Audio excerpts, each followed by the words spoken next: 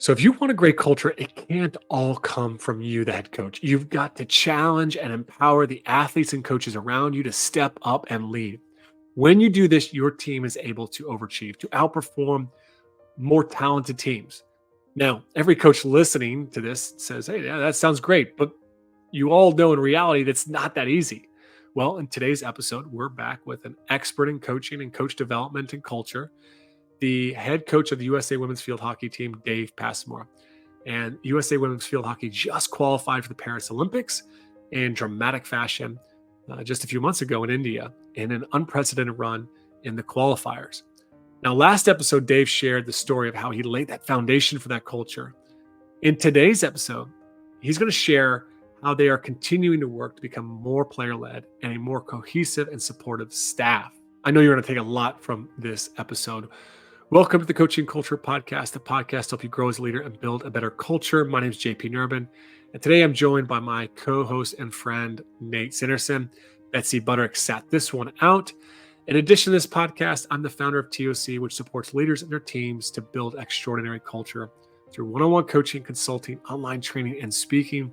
Learn more about TOC and subscribe to our newsletter at tocculture.com.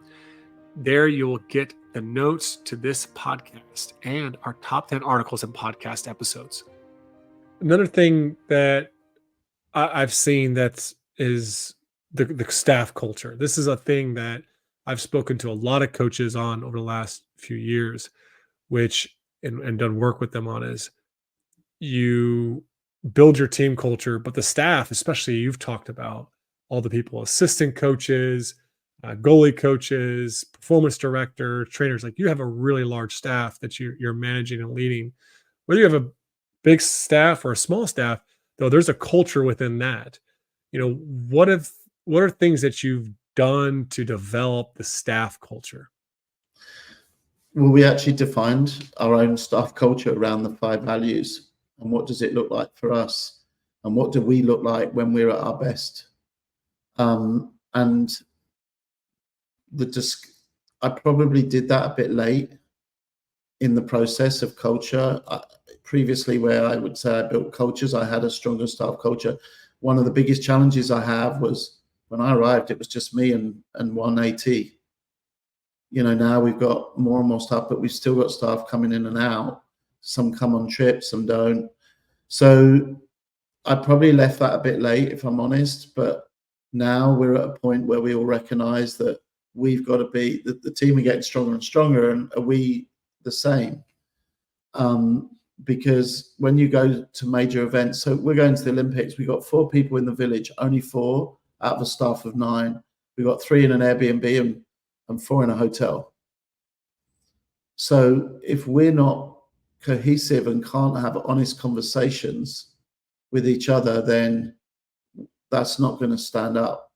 So I think that was and last night I spent 2 hours with an ATT that, one of my meetings with my staff lasted 3 hours, and we just sat there and it was over a glass of wine and just talked. And the most important thing was, again, questions and listening and allowing a non-judgmental environment. And there were some really honest things where the people admit to me, I'm really sorry, I didn't rate you. I didn't think this was the right course, or I didn't agree with that. Now I see that it is. And then, also asking them, well, what more can you do? What extra 10% can you do? What more can you give? Because that's what we're asking of the athletes. And that won't go unnoticed. So I think there's that cohesiveness, but then there's also individually being the best we can be is really important. High standards. Yeah, being high performance coaches, not just asking our players to be high performance, but asking our coaches to be high performance. Absolutely. Yeah, all the stuff. And I think that doesn't just include we incorporated our gym, our lift coach, our running coach. We put our culture in our gym, which is a shared gym. So I know that we've shifted back to team, but we now have a defined staff culture that I've shared with our leadership group, because then I want them to challenge us if they don't see that. You've mentioned the leadership group here a couple of different times and how it's changed a little bit since the council that you inherited when you first started.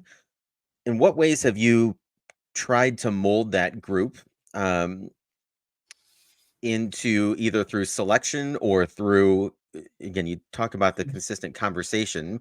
I think sometimes coaches look and think, yeah, man, I'd love to have, captains or senior leaders or whatever it might be that can really help drive the culture, but I don't know how to get this group of kids to that place. How did you go about developing, that kind of culture with the leaders that could help you lead this program and this culture forward? It's kind of it's getting them to think for themselves, but it's also about showing them or finding ways. So I used the captain's class. There was some really good stuff in there that I used. I brought in other leaders, but what I've also asked them to do is, well, what have you done? I will regularly ask them is, what have you done this week that's demonstrated leadership? And sometimes that's been as, no, you're not speaking quickly because you haven't done enough. You've dropped.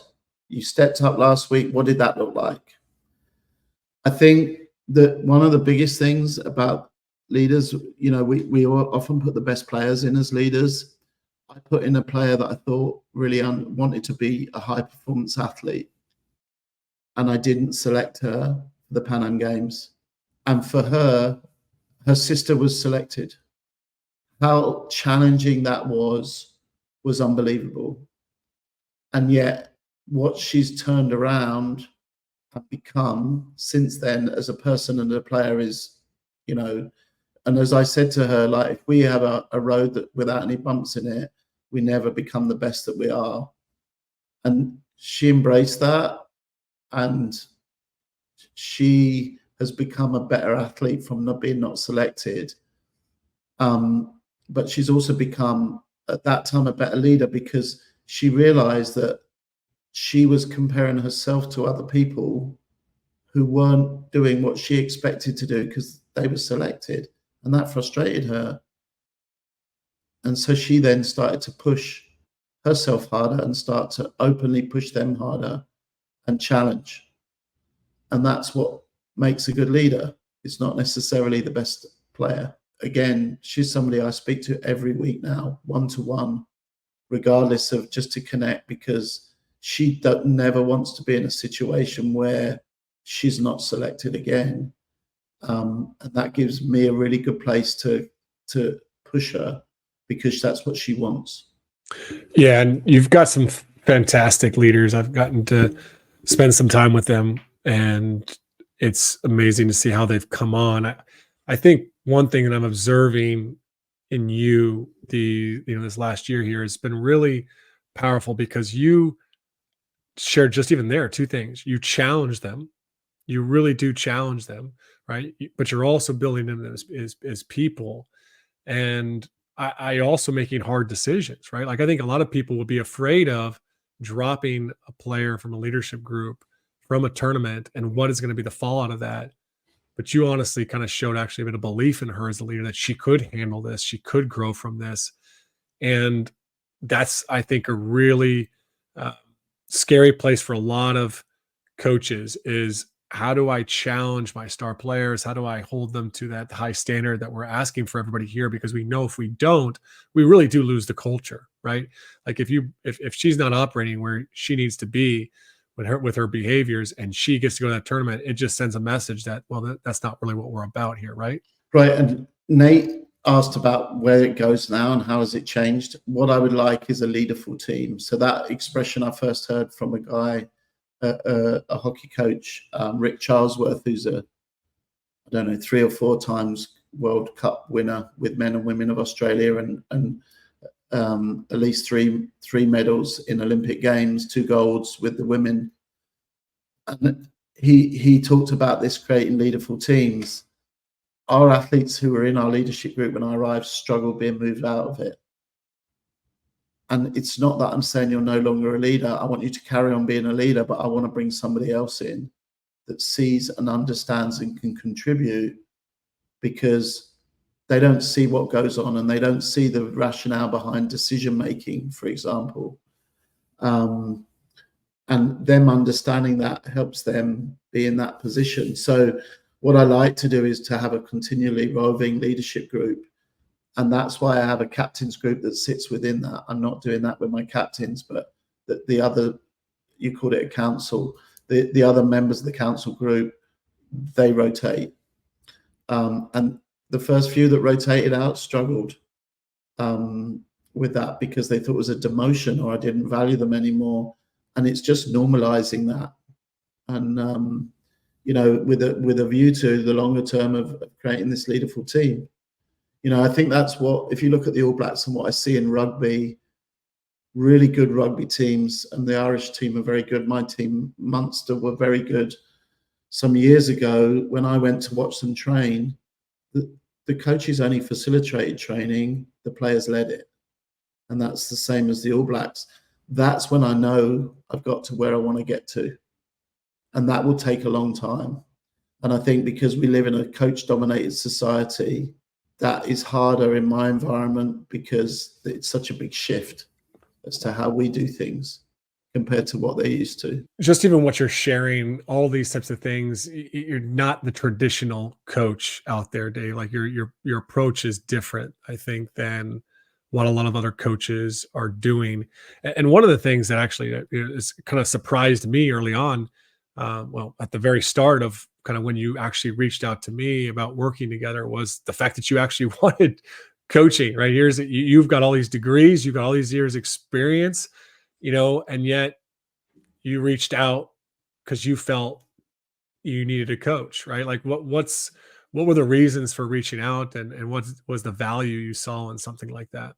I think, well, I'm very good. The first thing I want to say is I have an amazing performance director who really understands high performance field hockey USA and coaching.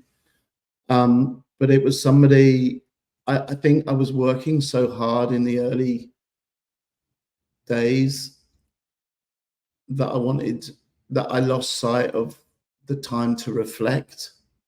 And I think what I got you to do on a weekly basis is to get me to reflect and to challenge me against our culture. And I see your culture code book in the, you know, that it was the first book that I've ever read on culture that I really resonated with.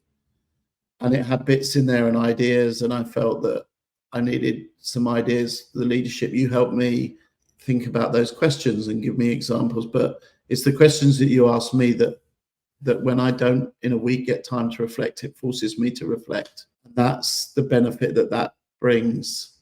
You know, whereas Craig, I'll talk to a lot more as my performance director about the hockey side, around the logistics, around the management team. You know, so it just keeps me honest in my reflection and challenge of myself and the team culture. So our conversations are really important. And sometimes if I'm battling with something, you'll ask me a question that I answer the question, I answer the challenge myself, if that makes sense. So you don't tell me, I just start talking, then I realize, well, the question you know, the effective, if you get your questions right, the person will make the right decision.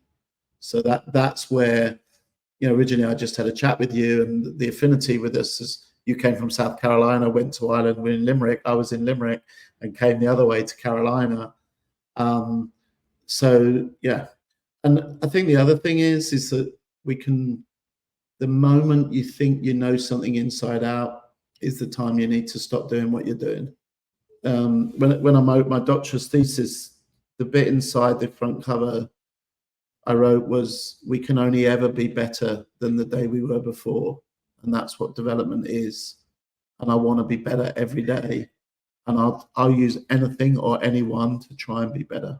Yeah, and it's been a privilege. And, you know, I asked that question, you know, because I think it just shows what an exceptional leader. And I think that type of leadership that's open to external support, and it's needed more. And obviously it's being asked for more. I mean, I've been really fortunate with so many of the coaches I've worked with over the years that are now stepping into the space and actually starting to go on and coach other coaches as well too, because this for me on my journey, it was just so critical to have that external sounding board, someone to step and hold space for me and facilitate conversations for our growth. So appreciate you sharing that a lot, Dave. I just want to share something because we had three athletes who probably underperformed in the Olympic qualifier, and I think each and every one of them was not talking enough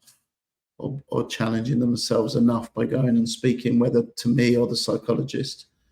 And I think they've all embraced that since then, and that's moved them on, which has pushed our culture upwards. Mhm. And if they Yeah. don't see me doing that, so when I brought you in for a day, I said, look, this is the guy who challenges me in a cultural perspective, then we're showing that we've achieved where we think we can, the best we can be. And if you do that, then you've stood still and you're falling behind other people. Yeah, and I, Yeah. I love that you shared that, because I think there's a lot of, I mean, even some of the coaches I work with that are hesitant to share that, but it's such an example that gets you instant credibility and trust from your players, right? Hey, I'm willing to be challenged, right? Yeah. And yeah, I think Alex Ferguson was always doing that, sitting in the back of management lectures and stuff like that. That was the 10 years that I had in academia. I got all that input, which was so valuable. And that's why I wanted to now implement it back in the world.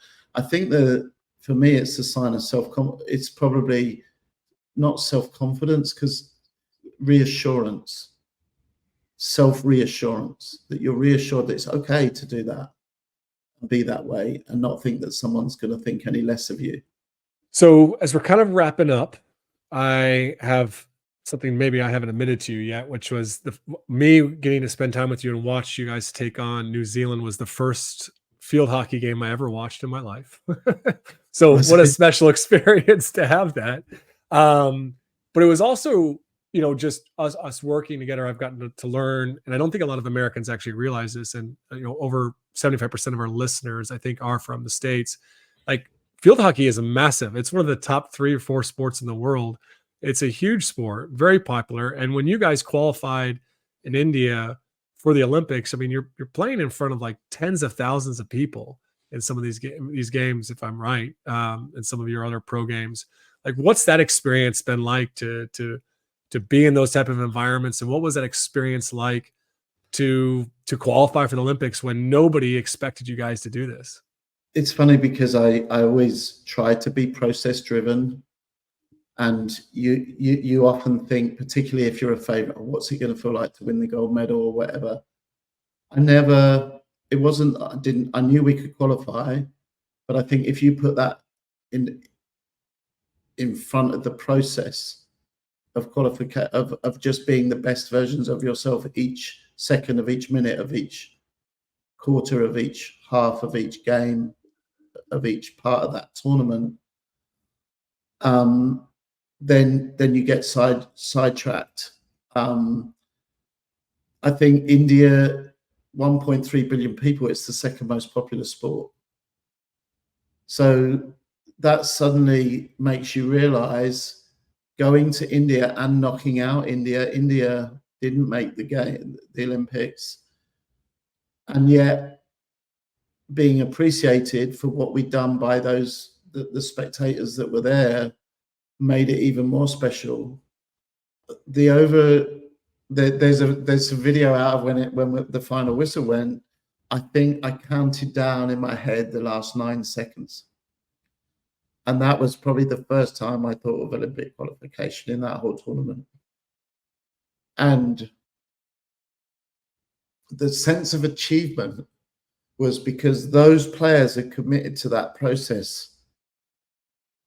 They'd moved to Carolina. Some of them had left family, boyfriends, partners. I'm not going to call it sacrifice. They moved here, and then they'd had to not be fully funded. They'd had to work. And then I pushed them harder. They pushed themselves harder. They bought into the culture, and it got them to where it got them. And the joy that I felt was so much for them. as people and as a collective. And it was against all odds. I watched the boys in a boat the other day. It was, in some respects, I resonated with that because it was kind of a little bit all the obstacles we had thrown at us. I was in hospital with typhoid 2 days after arriving in India. If you don't have a strong management team, how does that cope? They all knew their roles. So yeah, some of them, the challenges of being in India where you can't walk out the hotel, and we were there for 7 weeks ultimately, is really demanding. But you asked me about the feeling. I think it was a sense of a process and staying process driven and sticking to the values and the culture shining through. And you can have a defined culture, but it's whether people buy into it and deliver it. And they did that in abundance. And we as a management team only facilitated that process. Yeah. What I'm hearing in that is it's not so much the achievement, it's how you achieved it and how they all came together. And it's beautiful just to even see how your emotion comes out when you kind of reflect Yeah, back on that it moment. does. And I don't apologize for being emotional because it shows that I care. And I do. I care about each and every one of them. I dropped 2 athletes from the Olympics 2 days ago, and I finished one by telling the player how much I cared for her and what a great person she was, and she's going to come back from this, and I'm here to support her. I want her part of the team. I'd love her to be on that, but that is coaching. But that's the luxury position that you're in, is the luxury of having amazing people, but still having so many amazing people, you have to lose some of them at certain times. Yeah, and I think it's just fantastic that we've been able to do this podcast because our listeners now are going to be able to turn on and watch you guys compete here in Paris in a few months' time, and they're going to know some of the story behind that. It's you turn on the TV and you only kind of see the glory and you see such a confined moments, but there's just so much sacrifice that builds up to this moment, and Don't call it sacrifice. uncertainty. It's You don't choice. call it. It's choice. It's choice. But with also the risk that you won't even qualify, right? Or you won't even get selected, and it's a beautiful how you've been able to get the team to come together.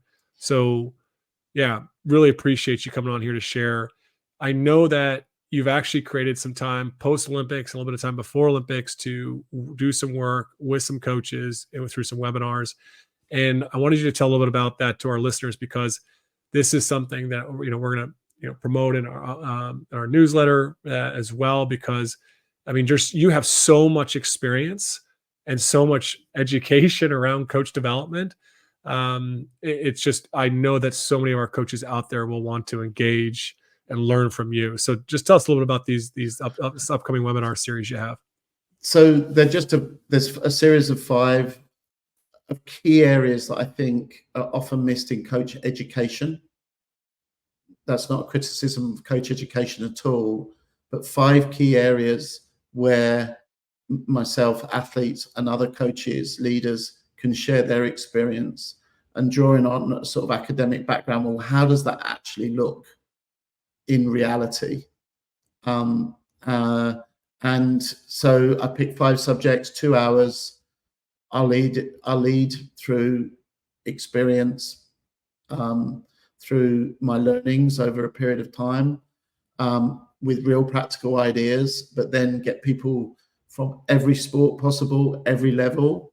Coaching is still coaching, and people is the most important thing in coaching. So getting time to discuss your domain with other people around a facilitated topic is gold dust. And I got this recipe back in COVID. I used to run a coaching series at the university I worked at. We did it online and we sold out. And then we did another series and that sold out. So I want to bring it more to an American audience. So anyone, particularly if you're involved in team coaching, whether it's softball, basketball, baseball, football, soccer, come and join and listen and with open minds. And I have no doubt you'll learn something, but so will I. Yeah, and we'll put all the links of that in the details of this episode. We'll also be sending out on our newsletter, and it'll be on social media. I mean, just what an amazing opportunity to actually come and learn from international Olympic coach. I mean, it's just, yeah. So we're really appreciate you creating that space and a time, not just for that, but just for coming on this podcast. I know this is like you're maybe 2-3 days off before you go into the mad rush here, getting ready for Paris. So, well, that's the one thing you've taught me is I need to take days off. So I'm going to sit by the pool now. Well, yeah, and I'm excited to spend some time with you here in Ireland, and also to spend time with the team as you guys travel over here to pre-Olympics here. And we're looking forward to that. Yeah, it'll be great. Conversation with Dave. I appreciate him making the time to come on the podcast during such a busy season as they prepare for the Olympics. I'm incredibly grateful to him as well to be able to support him on the journey through one-on-one coaching. I know many of our listeners are going to be following USA women's field hockey team this summer in Paris. What an exciting time for them. I cannot recommend enough for you to register for Dave's summer workshop series. Such an incredibly great learning experience. I'll be attending and learning from him. We'll have some details in this week's newsletter, as well as a link to learn more and register in the details of this episode. Thanks for listening to the Coaching Culture Podcast. Please be sure to leave us a review, subscribe, and share this episode with other coaches out there.